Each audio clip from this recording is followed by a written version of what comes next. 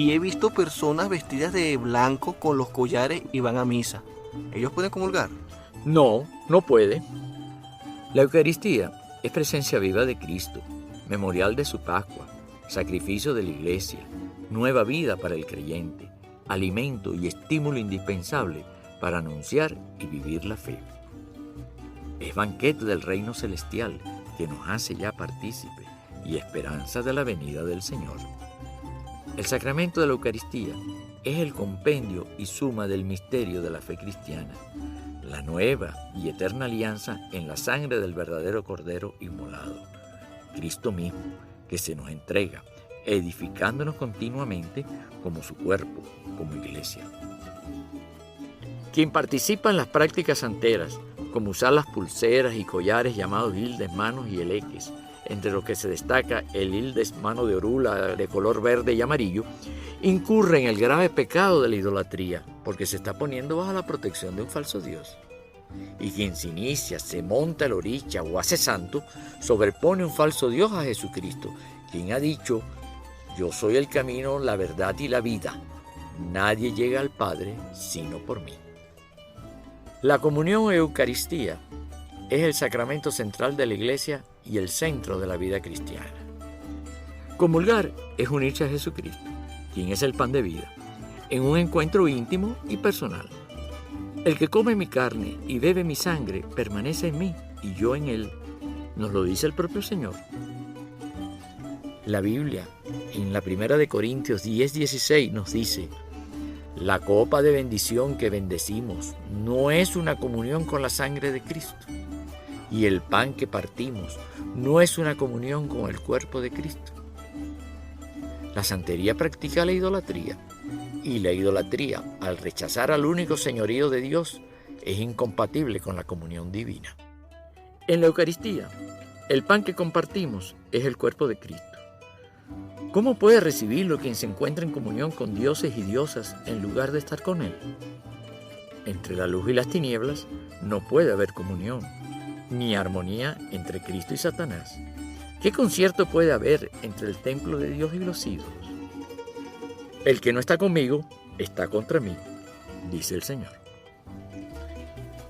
El que participa de las prácticas santeras se une a los falsos dioses de la religión yoruba, no a Jesucristo.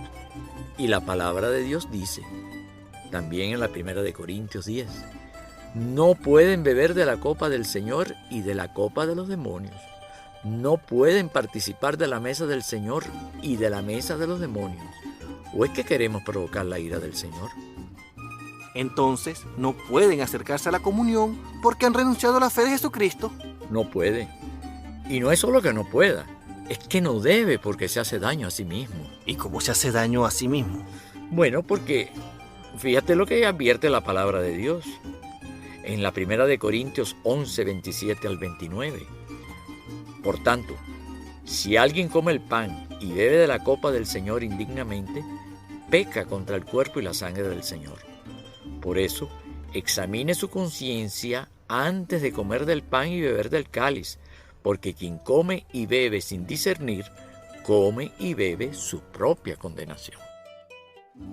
Pero además, la comunión es un signo visible de la unión de todos los cristianos, no solo con Jesucristo, sino con todos los creyentes. Es como una unión de fe y doctrina, comunión de amor y de una misma esperanza en Cristo. Incluso es comunión con los santos que ya están en la presencia de Dios. Entonces, no pueden acercarse a la comunión porque han abandonado la fe de Jesucristo. Claro, el bautizado que se hace santero ya no tiene la fe y la doctrina tal como está expresada en la Biblia y en la tradición de la Iglesia. De acuerdo. Su fe y doctrina ya no es la de la Iglesia, es la fe y la doctrina de la religión yoruba lo que está practicando. Son yorubas, se hicieron yorubas. La cual es muy diferente de la religión cristiana. Y su práctica ya no es la del amor, la misericordia y la entrega confiada en Dios, sino la del odio, el castigo y el temor. Para acceder a la comunión y demás sacramentos cristianos, la persona tiene que ser integralmente fiel a los contenidos de la doctrina predicada por Jesús que la Iglesia enseña, estar en disponibilidad de observar el estilo de vida que exige el Evangelio y tener conciencia y práctica de pertenencia a la comunidad de los fieles en comunión con su jerarquía.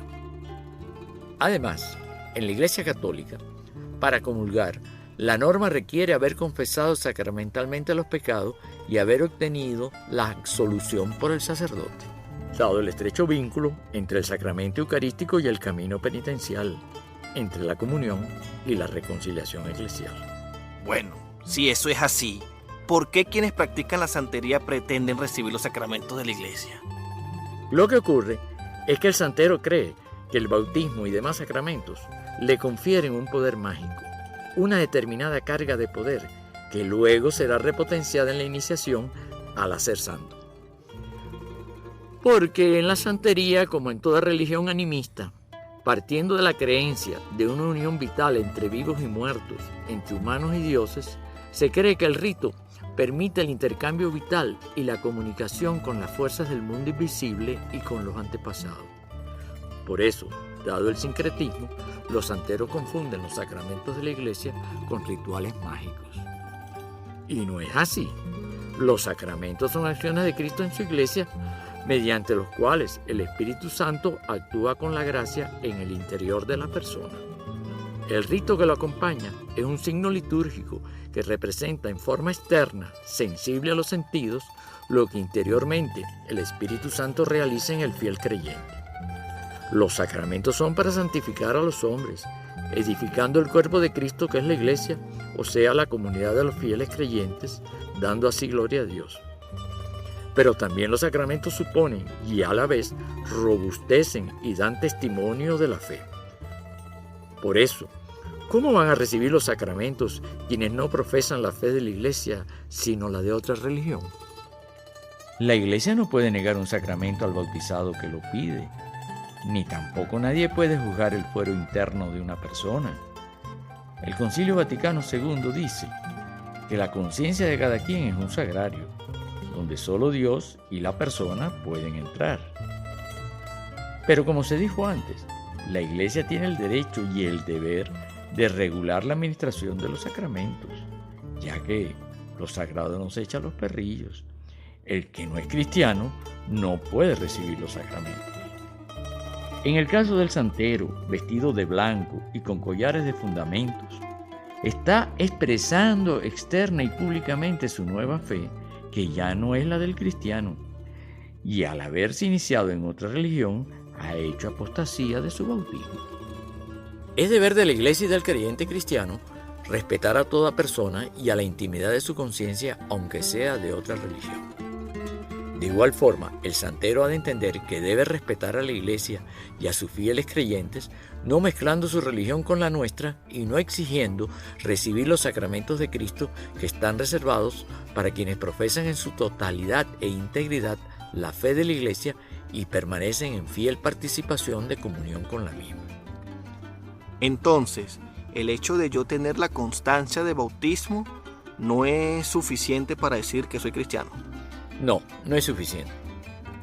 Participan en la Iglesia y están en plena comunión con ella los bautizados que se unen a Cristo dentro de la estructura visible de la Iglesia, por los vínculos de la profesión de fe, de los sacramentos y del régimen eclesiástico. Es decir, en otras palabras, quien permanece íntegramente fiel a la fe recibida, permanece en comunión de esa fe, esperanza y caridad con la comunión de fieles creyentes y en obediencia y respeto a la Iglesia, sus enseñanzas y normas y su jerarquía, tal como fue instituido y querido por Jesucristo. Pues fue la voluntad de Dios el santificar y salvar a los hombres no aisladamente, sin conexión alguna entre unos y otros, sino constituyendo un pueblo que le confesara en verdad y le sirviera santamente. Ese pueblo de Dios en hermandad es la comunión de la Iglesia que Cristo fundó sobre Pedro y los apóstoles. Una sola fe, un solo bautismo, un solo Dios y Señor.